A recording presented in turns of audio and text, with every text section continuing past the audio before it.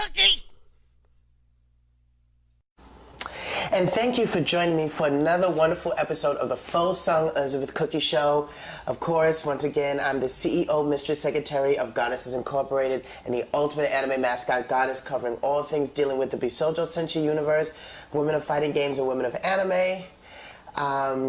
I want to say thank you again for your patience, for waiting out for this month's episode, Season 5 at 4 of my video blog. So I'm going to just get right into it. So I'm going to be talking about a lot of things today. I'm going to be talking about Darkstalkers Resurrection. I'm going to be talking about Injustice, Gods Among Us. And I'm also going to be talking about anime of the hour, female Bishojo anime of the hour, Kamikaze Kaito Jan. So first things first, I want to just hit us up with some current event news. The shout out goes out to my friend Solomon Henderson back home in New York City for tipping me out on this.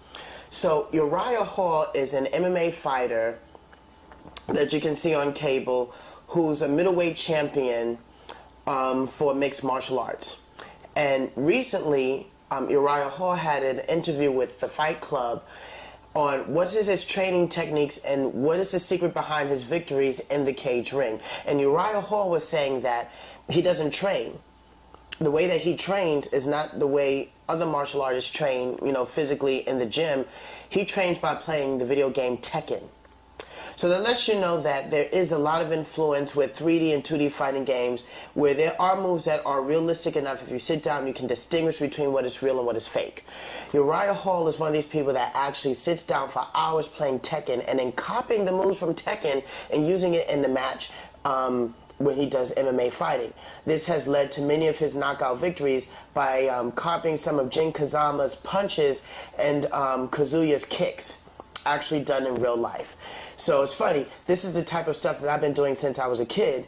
I'm doing martial arts and using katana from Mortal Kombat as one of my greatest role models. And so even back then in the early 90s, people thought I was crazy. I was, you know, smoking some shit. But now that it takes an actual person who else was onto something just like me, becomes famous in an actual MMA ring, utilizing moves from the video game world. So thank you, Solomon, for sending me that tip. I just wanted to share that with the anime and video game world, that don't be ashamed to actually copy moves from like Dead or Alive, Tekken, Mortal Kombat, Street Fighter, because if you can sit down and distinguish what's real from what's fake, these moves actually do make sense, since there's a lot that goes into making video games, especially the motion capture work, like Killer Instinct, Mortal Kombat, Tekken, Soul Calibur, Dead or Alive. There are motion capture artists that actually are martial artists themselves and do these moves on film work, which gets translated into the video game, which is what we see when we play. So good work, Uriah Hall. Continue playing Tekken. For more information on this article, please look at the URL below me, the URL, for more information. So moving on, I'm now going into the first video game that I like to talk about for this month. I waited a while for it, and it's out on the PSN network. It's called Darkstalkers Resurrection. Now, there are other videos out there about Darkstalkers, but there's no videos out there that really talk about the history of Darkstalkers. And so this review that you're about to see in a moment goes directly into everything about Darkstalkers and its releases between PlayStation, Dreamcast, Sega Saturn, and the Japanese names. So y'all know Darkstalkers Resurrection for the PSN network is the second and the third sequel wrapped up in a collection minus the first one. So in Japan there is Darkstalkers Night Warriors, Vampire, which is the second one, Hunter, Revenge in America, and then Savior, Lord of the Vampire. The collection itself, as a downloadable, gives you Hunter and Savior versus giving you Night Warriors, Revenge, and Savior. You don't get all three sequels, you only get two. This is mainly because of licensing and fan reasons on top of that. Also, just as a quick note, there was a Darkstalkers OVA of 4 episodes. It still does exist. It was released by Viz Media for those who want to actually see the actual anime. On the USA Cartoon Express, there was a remake of the anime. It was an inspiration of the anime made into a TV series, watered down, storyline changed. It was totally awful, just like the Street Fighter cartoon on USA Cartoon Express and Mortal Kombat Defenders of the Realm, which was fairly decent. So just want to put that out there. There was a Darkstalkers 4 episode OVA, which mainly focuses on the Pyron incident and how he tries to make Earth hit part of his collection by invading the demon world. Find that out there. You can find that on Amazon. All right, Murphy, show them footage about Darkstalkers.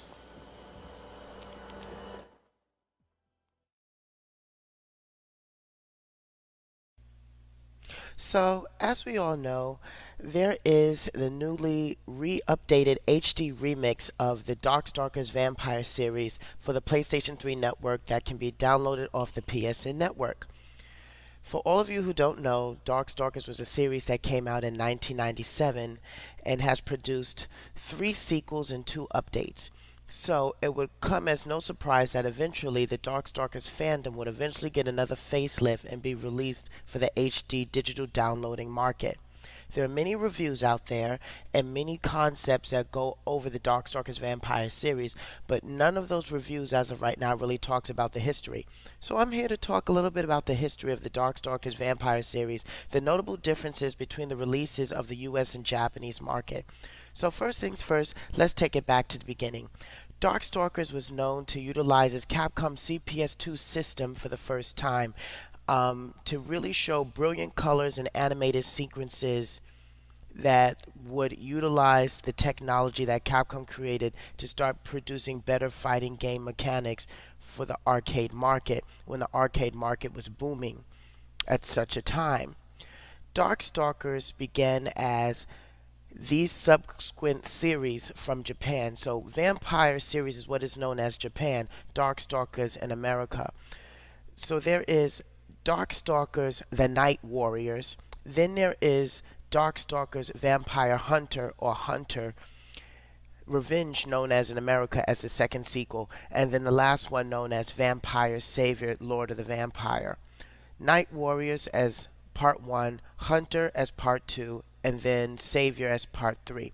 Then there are 2 updates known as Hunter 2, which is an update to Hunter, and then Savior 2, Lord of the Vampire, which of course is an update to Savior 2.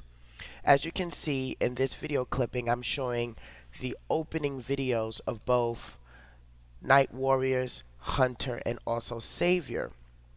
With the updates, which you'll see in a moment, there's also an opening to Hunter 2 and also another opening to Savior 2. When this game was released in America, it was given a different kind of a treatment where PlayStation received Night Warriors, Darkstalkers 1, and then totally skipped Hunter, which is also known as Revenge in America, but jumped to Darkstalkers 3. Darkstalkers 3, known as an EX version of the game, had all 3 versions plus Hunter 2 and Savior 2. But you had to unlock that. So you had to play the game for a while to unlock those Easter eggs, which you can actually play Vampire Night Warriors, Savior, and Hunter 2 and Savior 2 all in one game. Darkstalkers 3 was very smart about that. It also included all the endings and all the Easter eggs, such as all the openings, all the endings, all the music from all 3 games, since Capcom actually made 3 different soundtracks. Night Warriors, Hunter, and Savior all have different music. It would be Vampire Hunter that gives the main cast of the Darkstalkers from Night Warriors their image music. So when you speak about characters like Queen Bee or Jeddah that really show up in Savior, those are just their themes. They don't have image tracks as of yet. Moving forward, the Vampire series would also see the light of day onto the Dreamcast, where the Dreamcast had a reincarnation of the Vampire series having Hunter, Savior, and Night Warriors all on one disc, and actually gave you the ability to choose which one that you wanted to play. So not only could you pick that version of the game, you could also pick the version of the character during the character select screen. So let's say if you wanted to play Hunter but wanted your character to play like Savior, if they existed in Savior, you can do that kind of matchup. Afterwards, moving along in the timeline, the Vampire series would be resurrected also for the PSP, known as the Chaos Tower, where the Chaos Tower gave you an extra incentive to go along what would be seen as a survival battle mode up the tower with one life bar to see if you could get all the way to the end with the doors opening right there, as you can see in the background. Should you be able to defeat the Chaos Tower, you would actually unlock a character known as D. D is a manipulated, transmuted form of both Donovan and Dimitri wrapped up into one. This character was created to actually fulfill the cliffhanger ending of Dimitri, not of Demetrius and Donovan. Donovan, who eventually gives Anita back her feelings in Night Warriors and in Hunter. His ending ends off on this cliffhanger that you don't really know what happens to him. This is supposed to fulfill that question mark space for those who are really big on the Vampire Savior series. D. Moving on from that, you can actually see in the background that this right here is the opening to Hunter and Savior 2. Right here, this is part of the Easter eggs that you will be able to unlock in Darkstalkers 3. Moving a little bit further back again, since I'm jumping in between PlayStation, Dreamcast, PSP, and Saturn, Saturn also had its own release. Saturn had all three releases: Night Warriors, Revenge, which was actually marketed in America, which is Hunter 2 in Japan, and also had Savior, which needed a 4 megabyte RAM card to play.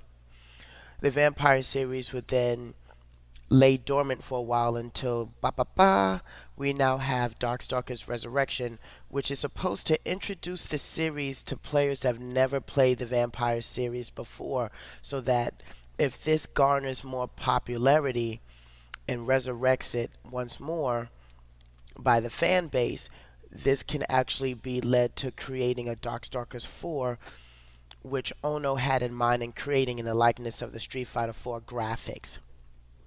Darkstalkers 4 has been a wet dream to a lot of those that are in the Anthro world, the furry community that really are the backbone to this game, since there are werewolves, talking fish, a succubus, a vampire. It has every single element of fantasy that you can imagine, of goth mythology, all wrapped up into one. So moving on, getting into the resurrection part of the Darkstalkers that's downloadable for the PSN network, one of the noticeable changes is that everything is in HD. As you know, the music has been given new life, and there has been an update to the way you can learn how to do combos. So you have special select. As you can see in the background, you choose a character and you can work on their combos. In addition to that, there's also achievements. There wasn't achievements in the game, so Capcom really went all out to breathe new life into this game. One thing that I noticed that I felt could have changed is they could have included the Chaos Tower from the PSP. They also could have included Night Warriors, but I guess by popular demand and by the fan base, nobody wanted to play Night Warriors, which is the first incarnation of the series, Hunter being second, and once again Savior being third. Resurrection only gives you the arcade translated versions of the second sequel and the third sequel, that being Hunter 2 and Savior. Savior and Hunter tends to be confused with Night Warriors quite oftentimes, because when you go to the opening menu of Resurrection, you press select and you can either play Savior or you can play Hunter, but it's not introduced as Hunter, it's introduced as Night Warriors. So for those who are not too sure what's going on, let me just clear up the negative space here. It's Darkstalkers Night Warriors, that's part 1. Then there's Hunter, which is part 2. Hunter was released in America as Revenge. So Night Warriors Revenge is part 2. And then Savior, Lord of the Vampire. I don't know, usually when it comes to licensing and titles, America tends to get a little bit lazy with the correct titles from Pacific Japanese video games and even in anime. You know, most notable differences, going off on a tangent, people remember the Cowboy Bebop movie, which is an anime. In Japan, it wasn't released as the movie. Even though we knew it was the movie, it was released as Knocking on Heaven's Door. they didn't take that undertext and bring it to the American release of that anime movie. So people think it's Cowboy Bebop the movie. Yes, it is the movie, but it's known as Knocking on Heaven's Door. The undertext was already in English, so why didn't they just print the undertext underneath the release of the actual movie so people know it's Knocking on Heaven's Door? Same thing with the video gaming market. Instead of just keeping it as Hunter, they changed it to Revenge. The word was already in English already, so just call it Hunter since Japan already made it English. There was no need to do English on top of English and rechange it for no damn reason. This is one of the greatest struggles of getting a correctly translated version of a video game and the licensing and all the details that it intake once a video game is released from its home ground and made statewide in the domestic market here in America. When we look at Darkstalkers as a whole, Darkstalkers is no less one of many video games that have undergone all these different licensing issues and changes and stuff. So as we can see here in the background, we have Lele or Shinko, noticeable changes in the names, fighting Riku in the background, who also has a different name in Japanese. I really felt they could have just kept the original names.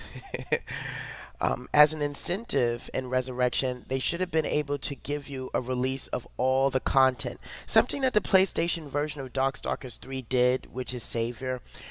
You was able to listen to all the music, look at all the endings from all three versions of the video games, have all the artwork to all three versions of the video game. Unfortunately, Resurrection only gives you a portion of the artwork, a portion of the endings, a portion of the music. So you're listening to the music from Hunter, which is being introduced as the music from Night Warriors, which are three totally separate different soundtracks. As history goes by, I noticed that as these games get released more and more, for those who keep the original physical copies of these games, get to hold on to a piece of history and get to look at the noticeable differences between yesterday and today. As digital download and fiber optics becomes the wave of the future, one of the saddest things is that we lose the original translations in time. And if you don't own the original from when it first came out for that year, it's kind of easy to overlook where things first began. And so as an otaku and as a reviewer of video games and anime and my life here in the Bashoujo world, I like to talk about these noticeable differences to make sure that the history stays intact completely. There are many video game companies so far that have given a nice review of Darkstalkers, but they don't go into the music, they don't go into the creation process so much, more so just the gameplay, where the gameplay stays crisp and more sticks closely to the translation of the arcade, which I can't lie. There is no slowdown, there is no loading, everything is right on topic and right on point, spot on with Hunter and Savior here in Resurrection, as you see in the background, as we look at the gameplay.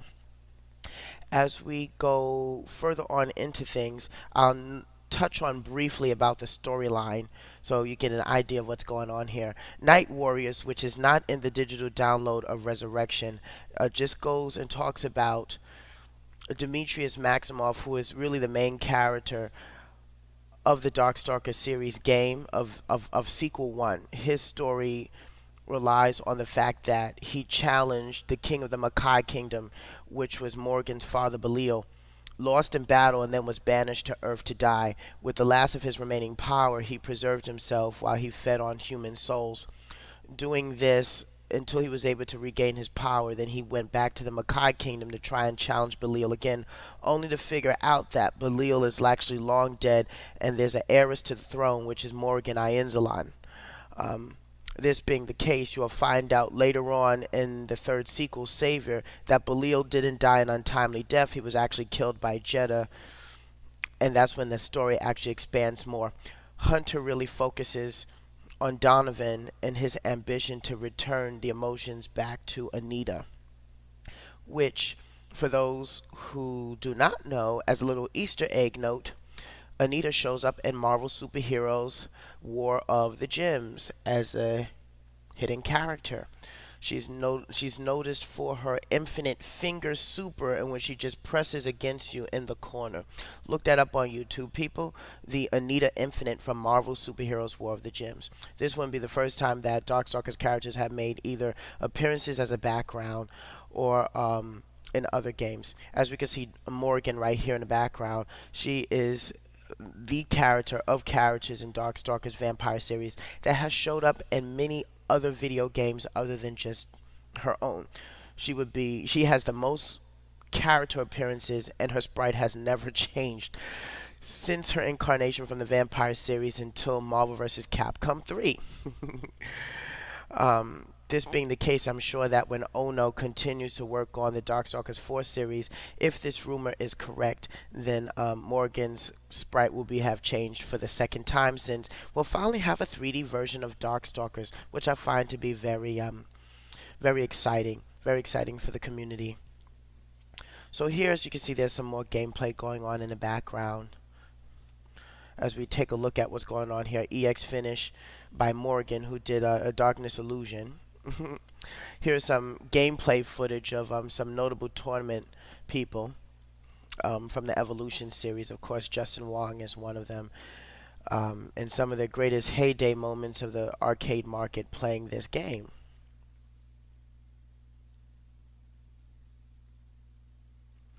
So for more information regarding the Darkstalkers series in general, or if you're looking for music or anything else in depth with the storyline, artwork, memorabilia, feel free to hit me up on Facebook. For those who don't know me, my real name is Michael Saxton, but also known as Fosung Elizabeth Cookye. You can also find me here on YouTube, as always, doing the show, an episode that gets released once a month. I'm more than happy to fill in any of the gaps or anything dealing with the otaku fandom of the minor details that get overlooked when video gaming and anime gets re-released or released, or new life is being breathed breath into them once more. You see Demetrius right here, lost to John Tailbin.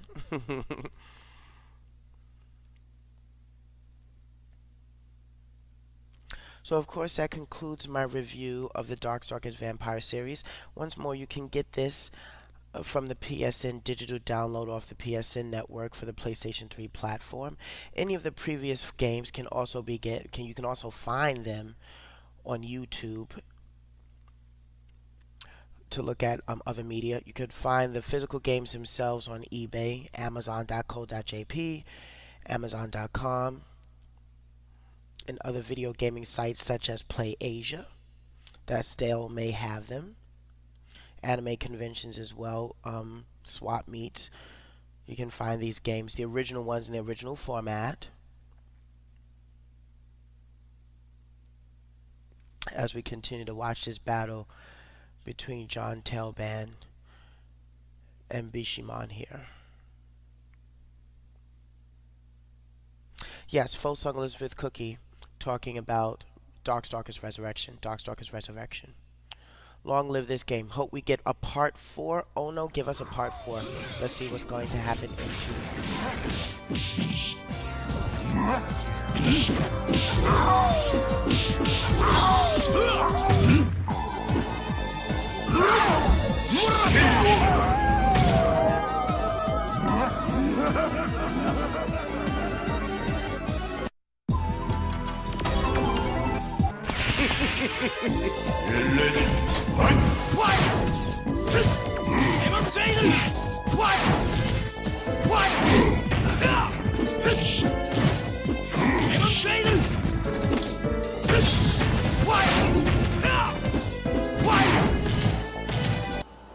So what did you think of that? That is Darkstalkers Resurrection for the PSN Network, downloadable now.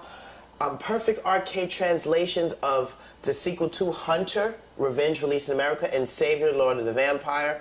Of course, if you want to play the previous versions, be sure to find those games on eBay or Play Asia or any other used video game site that actually still have those games for the PlayStation 1, PlayStation 2, Dreamcast systems, okay? Also, as a side note, for those who have the CDs, hold on to your CDs because as we move on into the age of digital downloads and fiber optics, your CDs will be worth money. Hold on to your CDs. Hold on to the truth, okay? So moving on, I'm not going to talk about Injustice Gods Among Us. I finally had the chance to sit down and play this game. I was hoping that Poison Ivy was in the game because I wanted to use her and also wanted to use Mercy Greaves, but none of my girls were in the game. And right now I'm using Harlequin Zell, or Harlequin for short. And she's a character that has a lot of gizmos and gadgets that shoots her gun. And I must say that the characters could actually be a little bit more bigger than what they are. And then Injustice is more like a DC version of Mortal Kombat 9, just tailored only for the DC characters, where a lot of the same elements are seen on the Unreal Engine that utilizes the same mechanics as MK9. I think that to balance the game out, the game can use a really good parry or just defend system because the characters are very easy to use, and so there's a lot of tendency to spam projectiles, which can make it very hard to play the game and make any kind of viable strategy during tournament play. I'm not sure how well this game will do in the tournament scene, and since EVO's gaming lineup has already been selected, this game would have to survive the rest of the year and the quarter of next year of 2014 to see where the fan base is at, to see if this game will even be eligible to be represented at 2014 EVO. So let's see how much are the DC fans willing to back this up. This is my review of DC Injustice Gods Among Us. Okay, Murphy, show them footage.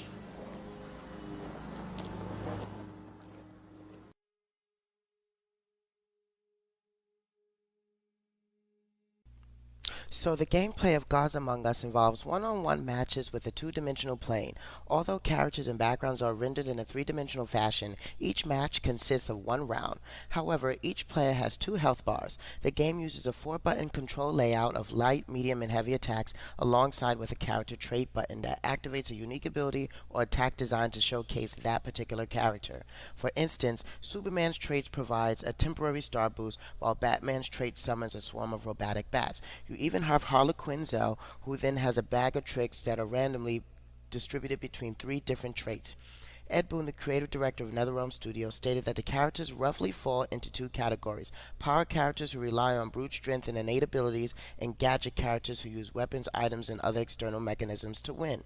The stage is based on locations such as the Batcave, Watchtower, Fortress of Solitude, Mount Olympus, and other various stages, which features interactive environments and multiple tiers. Successfully connecting a heavy attack near the edges of the stage will launch the opponent into another part of the level. Each arena contains objects that our characters utilize differently depending on their class. For example, a gadget character like Batman can fire projectiles at a car to cause an explosion, while a power character like Superman can pick up the same car and smash it into his enemies with it. Players have the option to turn on and off these interactive elements. During the combat portion, players change their super meters by performing combos or getting hit by opponents. Portions of the super meter can be used for performing enhanced special moves or countering enemy moves. With a full meter, players can unleash their strongest special attacks. Players may also expand the meter to compete wager battles dubbed the Clash system, which combines individualized cutscene cinematics with the process of getting a better meter. A clash may be used to interrupt an opponent during a combo, and each player has it to use it once after losing their first health bar. During this sequence, both players commit portions of their meters in secret, with the highest bidder winning the clash. The story mode is split into several chapters as the narrative plays out. The player swaps between different characters. Mini-games are also incorporated into the story. The outcome of the mini-games can impact the oncoming battle, such as giving the player health advantage over the CPU opponent. Additional features include Battle Mode, Versus Mode, Training Mode, and STAR Star Labs, which includes 240 character-specific challenges of varying difficulty. Online multiple player includes King of the Hill, a setup which allows the 8 players to spectate a match while waiting for their turn to fight, and of course Survivor Mode, which carries over the current winner health bar and character selection over each match. Playing through one of these game modes, including online matches with optional goal objectives, will net the player experience points that may be used to unlock alternative costumes, music, concept arts, and other rewards. As we know, This game has been long awaited and is from the creators of the Mortal Kombat series, so it comes to no surprise that this game is utilizing the Unreal Engine, the same one that created Mortal Kombat 9. The gameplay elements are somewhat similar. The only difference is that there's no light punch, light kick, hard kick, the classic MK style. What it is known is that this game has been specifically tailored for the experience for those who are DC fans, dubbing Injustice Gods Among Us. Going on more into gameplay mechanics, I had the time to finally play the game. I played it for hours and hours and hours after downloading the demo from the PSN network. I guess my first disappointment was that I wanted to have Poison Ivy as part of the lineup, but since Ed Boon just realized that there will be downloadable content, I'm hoping that she will be one of many female characters that will be downloadable. I also had a fondness and a love for Mercy Greaves, the bodyguard and secretary of Lex Luthor, who I feel would be more than a worthy challenge to be in the actual game. Since this is not so much the case, all I could do is actually wait for this to happen.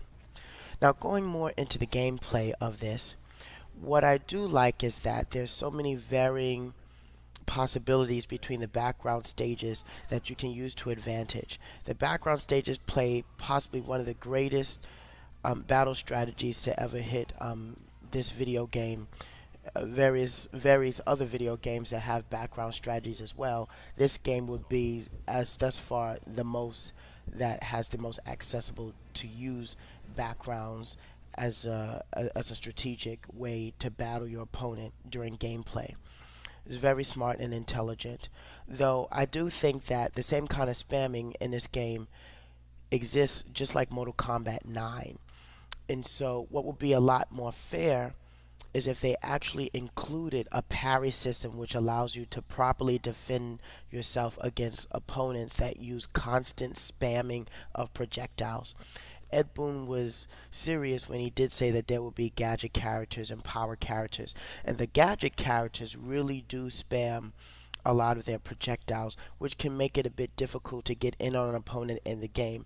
I think to level this out, there should be some type of just defense system or parrying system which allows the opponent to properly defend against block damage or prevent against the constant overuse of projectiles during gameplay to kind of even the playing field. Other than that, I have to say that the game does have really good mechanics. It is solid. The music is your typical DC music, very goth, dark-like music, which is something that Mortal Kombat utilizes as well. So you won't really find an anime-like soundtrack attached to this game. You're going to get the DC Universe music, which is very grim. And if you're into that kind of music, then hey, you've won the ticket on this one. I guess my greatest concern right now with this game is to see how far this game will make it into the tournament scene. Just like Mortal Kombat 9 had its big hype, but it's being kept alive on a respirator now due to the occult fans such as myself of the MK universe. We'll see if this will pull in the DC fans and will this be kept up, so that since the lineup for EVO has already been chosen for this year for 2013, will this game make it into the 2014 lineup of the Evolution Fighting Game series? We have a whole nother year to think about, and so within that year a lot can change and a lot can happen. Let's see what this game, Injustice Gods Among Us, has to show us.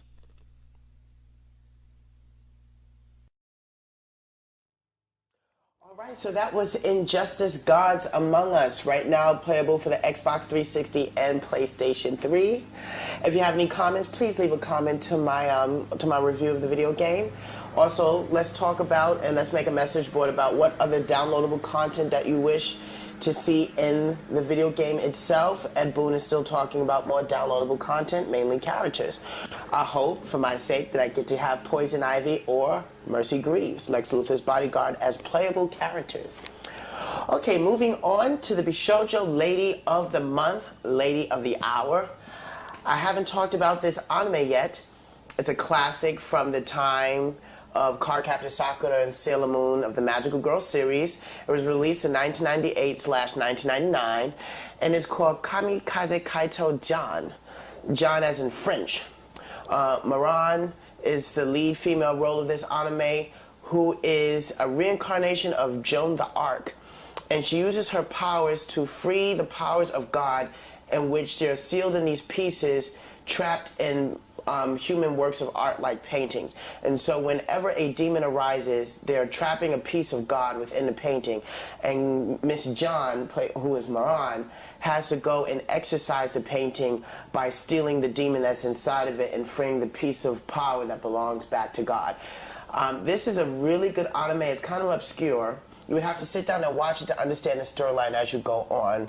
The music is excellent. Opening theme, Piece of Love, which I was one to have the music way before I even seen the anime series. I'm still watching the rest of the series. It's still surprising me. And there are no distributors at the moment that have released this anime yet. ADV Films, Geneon Pioneer, Viz Media, Manga Corps, nothing. No domestic anime retailers here in the United States have yet to release this shoujo anime. So you're going to have to go to Anime Suki or Baka BT or find a torrent site where you can find Kamikaze Kaito John. All right, Murphy, let's show them the footage. Alright, anime fans, thank you for tuning in to this month's Bashoujo Lady of the Hour. This anime is Kamikaze Kaito John, also known as Phantom Thief John. This is a fantasy shoujo manga series written and illustrated by Arina Tanamura.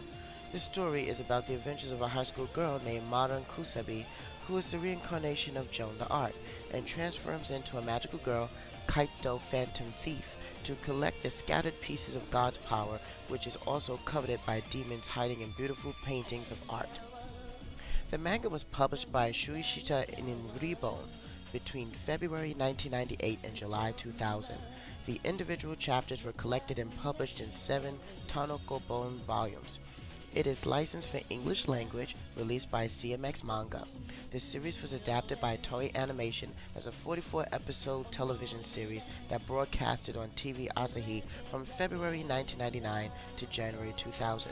This series was reissued by Shueisha in 2007, with all chapters fitting into only 6 volumes instead of the original 7. All volumes had new covers.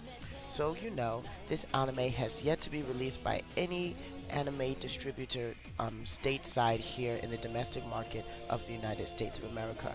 This anime has still need to be seen either in its original Japanese format or from a torrent site that you can download with English subs. So Kamikaze Kaito Janine revolves around Maran Kusabi, who's a 16-year-old gymnast. She is visited by this mysterious angel named Finn Fish, who gives her a task. God's power is scattered across the earth, and if she does not gather enough of it by the turn of the millennium, he will die. To block him, the devil has sent out agents to gather his power, which is a beauty in human hearts, in the form of chess pieces. With Finn's assistance, Maron transforms into the reincarnation of Joan the Arc in order to hunt demons hidden within these pieces of work. When Maron defeats a demon, the artwork disappears, and the outside world, as it has been stolen, becomes known as a phantom thief. Maron's best friend is Miyako, the daughter of a police detective in charge of John's case.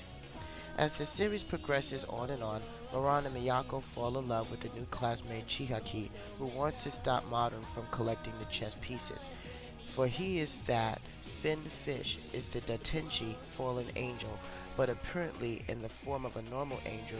Chihaki at first fakes falling in love to get closer to Maran. Knowing that Maran is John, later he falls in love truthfully after releasing that Maran is worth the effort, even if she does hate him. Maran is on the other hand confused that she does not know what love means because her parents abandoned her when she was around 10 years old. Because they were having problems at that time, no one has ever really taught Modern what love was. As a result, she does not know how to respond to Chiaki's advances. The manga relates in great detail Finn Fish's background, expounding on Finn's relationship with other angels and the events that lead into her becoming Maran's partner. The backstory of the angels is not shown in the anime at all. This anime is one of many, but shoujo anime has yet to be seen the light of day here in the US domestic market. As you can see here in the background, this is one of the transformations that Maran goes through, where she says, young and beautiful, exuberant and awesome. She has 2 words for each part of the body that transforms while she's transforming from herself into the reincarnation of Joan d'Arc. I find it kind of unfortunate that at the time that ADV Films or Pioneer Geneon Entertainment was around, that none of them actually picked up this series and brought it over stateside. For its obscurity, I must say that it's an interesting concept. A reincarnation of a legendary figure who is not Japanese uses that power to capture the lost pieces of God's power, but the power is scattered and trapped within pieces of paintings, in which for her to expel the power out of the painting or to defeat the demon from the painting itself, she has to use a chess piece and stick the painting with the chess piece, which looks more like a ballpoint pen, and scream out an incantation to exorcise the demon out of the artwork, releasing the piece of power. I think it's an interesting concept. It's very original. To fully understand this anime, you really have to sit down and see it. Before I acquired the anime, I acquired the music like I've acquired many other anime music before seeing the anime.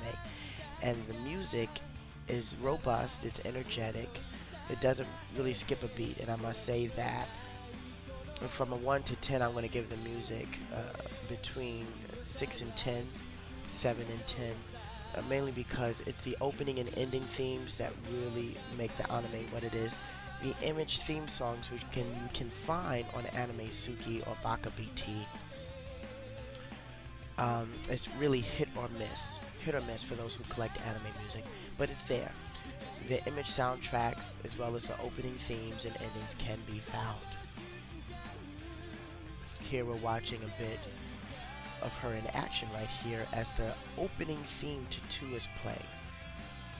This is Fosung Elizabeth Cookye for Bishoujo's Lady of the Hour, Kamikaze Kaito-chan. Alright, so there you have it, Kamikaze Kaito-chan. Find it on Baka BT or a torrent site that hosts old Japanese anime of the mid and late 90s. So now I'm going to go into my life lesson of the month. The life lesson title is called Innovation. So let me break this down to you guys.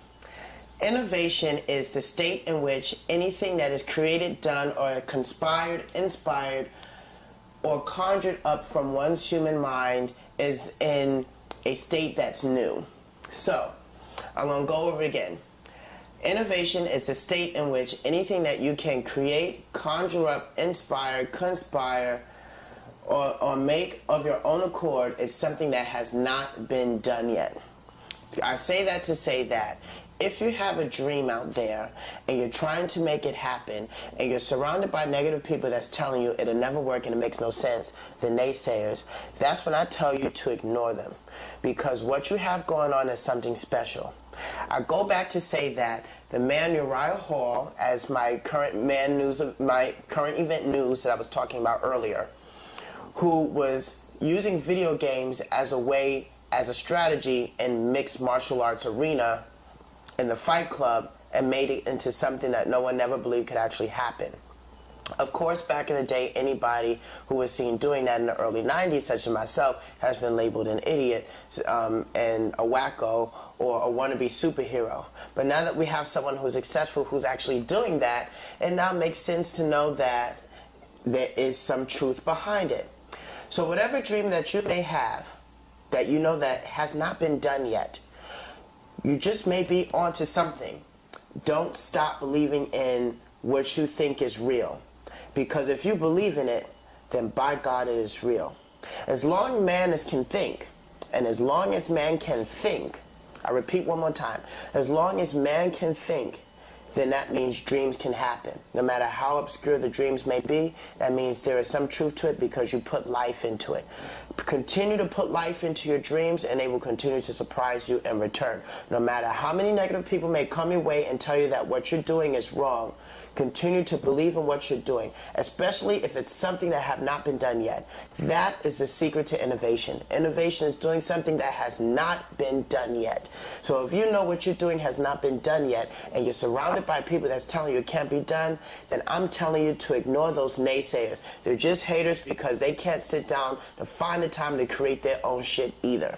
So this is me, Faux Song Elizabeth Cookye, as I continue to expose the idiots. Season 5 of the Faux Song Elizabeth Cookye Show, episode 4. I will see you next month with more information and more news, same time, same channel. I thank you all, my fans and friends and family members alike who's been watching my show, to watch me grow throughout all of this. And if you have any questions, please feel free to message me on YouTube here, or on this video comment, or even find me on Facebook.